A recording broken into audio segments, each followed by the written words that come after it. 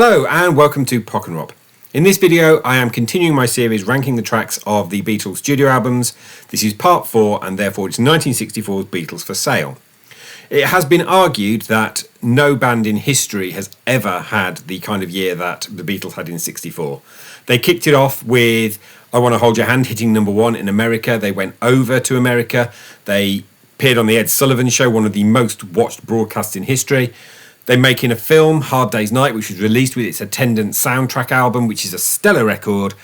They did tour after tour, some of which is recorded on the 8 Days a Week film that Ron Howard did. And Through the Eyes of the Storm, it has just about to finish, which is the gallery of the photographs that McCartney took of the maelstrom in which they were in. So they were forgiven for being just a bit exhausted by the end of '64, but they had a record to get at, and this is that record. Before I go in and rank the 14 tracks, I would remind you to subscribe if you haven't already done so, to click the thumbs up to like the video, the bell to receive notifications of future content, and to share it with someone else. We are climbing slowly towards the 250 where I'll do another live stream. I think we're 18 shy as of today. But let's go in and rank the tracks. At number 14, I have placed something that I think might be one of the very worst things they ever committed to tape. Mr. Moonlight. It starts well. John's vocal is pretty good. But then it seems like they take all the wrong decisions in what they're playing. The Hammond organ in it's Hammond organ, I think, sounds terrible. It seems to suddenly head off into cheese. And then John's vocal takes a nosedive, and it's really quite a terrible piece. And it's a cover, obviously. It's what I placed at number 14. And number 13 is another cover. And it's Ringo's contribution. It's Honey Don't. At this point, this I think is Ringo's third album vocal, but there was another Carl Perkins song that he did the vocals on the Long Tall Sally EP, which is Matchbox. It's better. It's fine. That's the best I could say about it. At number 12, I've placed another Carl Perkins cover. This time sung by George's Everybody's Trying to Be My Baby. I think it's the last track on the record, and at this point, the first two records, they'd hit a home run at the end of the record. They had Money and Twist and Shout. They're taking a downbeat turn with I'll Be Back on Hard Day's Night. And they've tried to get it back upbeat again, but it's a bit of a damp squib. The latter end of the album it's a bit flaccid.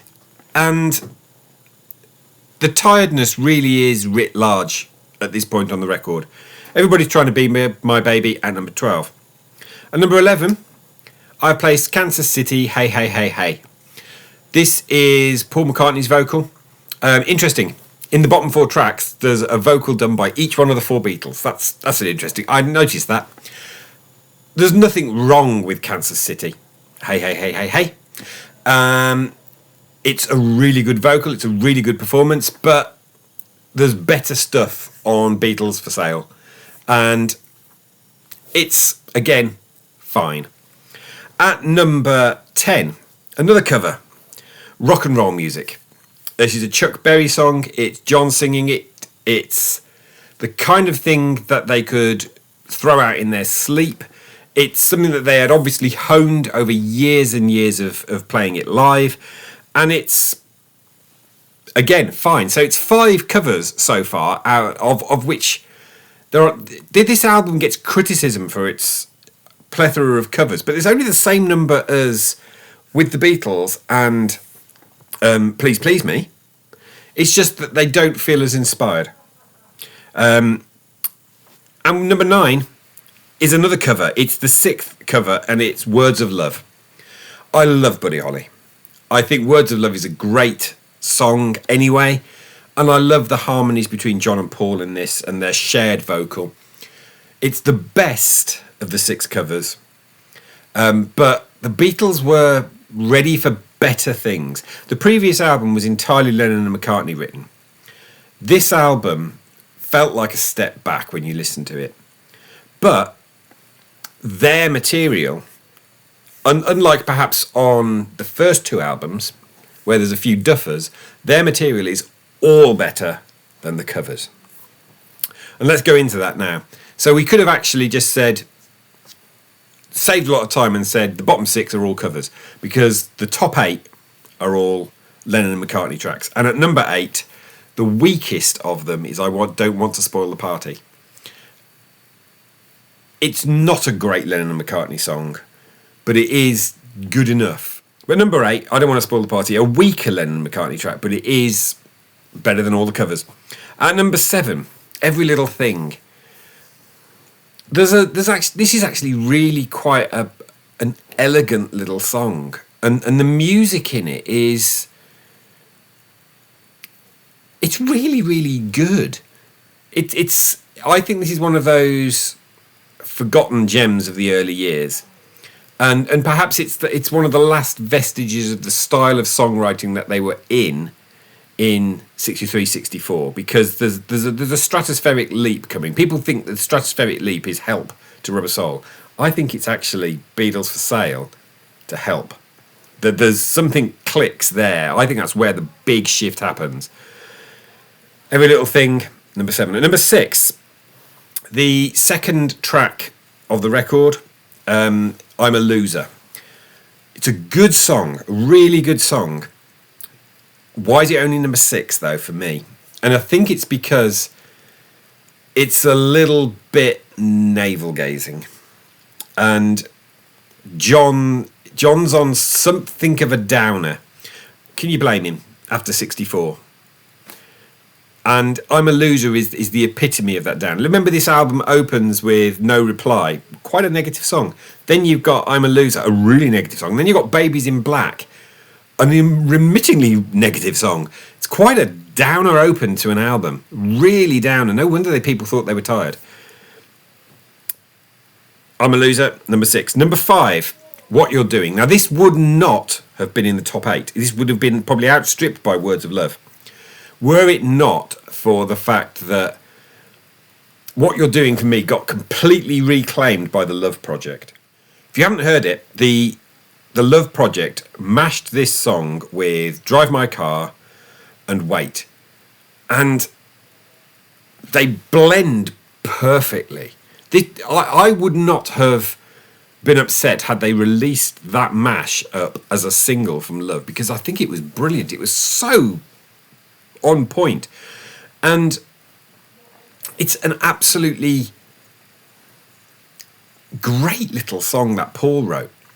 And it's lost in the morass of side 2. What You're Doing at number 5. At number 4, 8 Days a Week. So this was a number 1 single in the US, so you can pick it up on Beatles 1. It is, I think it might be the first song in history that has a fade in as well as a fade out, that guitar part. I always thought that this was a John song because John sings it, and it's not, it's a Paul song. John's recollections say this is totally Paul, but I sang it. Really enjoyable song, and John dismissed it and thought it was fluff, but it was a really good song, and the US number 1 kind of supports that. And number 3, the opening track of the record, No Reply. I really like No Reply. My first exposure to this was its inclusion, I think, in the Stars on 45 medley. If it wasn't on the single version, it was certainly on the full album-length side that my sister had. It's a really good way to open the record, even though it's a downer song. That a cappella vocal of This Happened Once Before and then the band kick in. It's a really strong opening to the record. I wonder, actually, if there's a better Beatles For Sale if it were resequenced. Maybe I'll have a go at that. Maybe that'll make a good reimagined video, is to resequence Beatles For Sale. But I do wonder if there's a better, more vibrant sequence for the material for Beatles For Sale. And maybe it would include the ditched track Leave My Kitten Alone, often cited as one of the best Beatles covers. I mean, that would be better than Mr. Moonlight. Anyway, Maybe I'll do a reimagined of Beatles for Sale. It could be, apart from the White Album, the only thing I could do a proper reimagined on. And at number 2, I have placed Babies in Black. I've seen some ranking videos of Beatles for Sale that put this pretty low because it is such a downer track. I've placed it as high as I do because of the vocal interplay between Paul and John on this track. And it was clearly a conscious attempt to walk away from happy-go-lucky pop love songs. And it's all the better for it. I think Babies in Black is an early gem. I believe I put it in my kind of what I called the early years, tracks of my years that I did of the Beatles, because it's lovely Babies in Black, which leaves at number 1. And if you've watched previous video of mine around the Beatles, this isn't a surprise, I'll Follow the Sun. Now, Paul apparently wrote this in 1957, and when they were short of material for Beatles for Sale, he went, let's have a go at this. It's fab. Absolutely fantastic song. One of his great little acoustic numbers. The arrangement is by no means overstated. One of Paul's great early vocal ballads, and for me, much as I do like Babies in Black, it comfortably outstrips everything else on the record. Everything. I'll Follow the Sun is an early Paul gem. And so it means that, once again, for 4 videos in a row, the Paul McCartney track from the album has ended up as my number 1. I am a Macca fan. What can I say?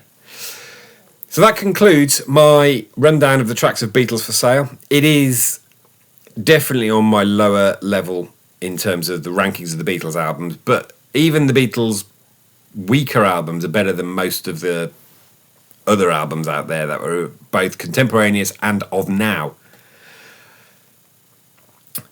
Just a quick word before I do my usual closure about last week's video. So last week I did by 15 acts I can't stand. So first off, I've had a few comeback comments on that from Frank Zappa fans. I will listen to some more Frank Zappa. I do think I was possibly unfair, especially as I completely forgot to mention how much I detest the Velvet Underground. He shouldn't have been on the list, Frank Zappa. I would listen to a Frank Zappa thing. I don't think I ever want to ever hear anything by the Velvet Underground ever again. And yes, I have heard Velvet Underground and Nico and detest it. But it was a bit of a thought experiment, that video. I've seen other people do these rant videos about stuff, and they say that they're the most popular videos that they do. And I'm sad to say this has hit over 1,500 views. It kind of does demonstrate that some of this social media is a little bit of a cauldron of bad feeling and hate. And in some ways, I'm quite sad that it's been that popular. But at the same time, 1,500 views, man. So before I go, I would remind you to subscribe if you haven't already done so, to click the thumbs up to like the video, the bell for notifications of future content. Please do share the video with someone else who might like it. And if you did watch my previous video and you've come back, thank you for staying. Hit that subscribe button. And thanks for watching.